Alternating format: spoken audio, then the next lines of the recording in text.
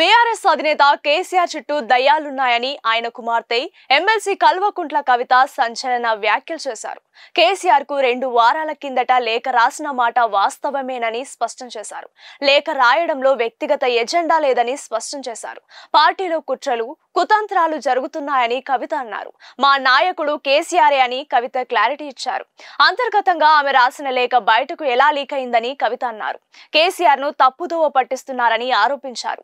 పార్టీలో అంతర్గతంగా ఆమె తండ్రికి రాసిన లేఖ ఎలా కాంగ్రెస్ బీజేపీ పార్టీలకు చేరిందని అనుమానం వ్యక్తం చేశారు. 2 వారాల క్రితం లేఖ రాశానని కల్వకుంట్ల కవిత ఒప్పుకున్నారు. ఆమె కొడుకు కాన్వకేషన్ ప్రోగ్రామ్ కు వెళ్లి వచ్చేసరికి లెటర్ ఎలా లీక్ అయిందని ఆశ్చర్యం వ్యక్తం చేశారు. అసలు బీఆర్ఎస్ ఎమ్మెల్సీ కవిత టార్గెట్ ఎవరు? దయ్యాలు అంటూ ఎవరిని అన్నారు?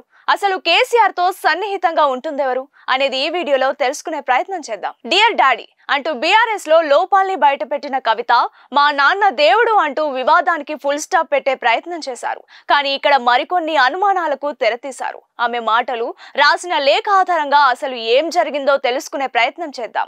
బీఆర్ఎస్ అధినేత కేసీఆర్ పార్టీలో కేడర్ కు అందుబాటులో ఉండడం లేదనేది ఇప్పటి వరకు ప్రతిపక్షాలు చేస్తూ వచ్చిన ఆరోపణ. కానీ తాను రాసిన లేఖలో ఇదే విషయాన్ని ప్రస్తావించారు కవిత. కొందరికే దర్శన భాగ్యం కలుగుతుందని కూడా అన్నారు.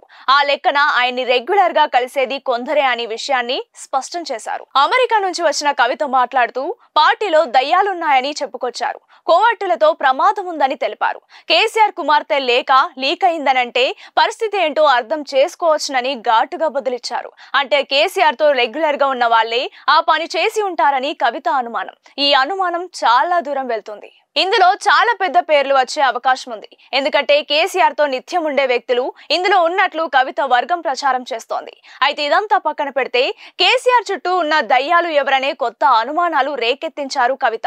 ఆ మాటలు కుటుంబ సభ్యుల గురించి చెబుతూ మాట్లాడారా లేక బయట వ్యక్తుల గురించి చెప్పారా?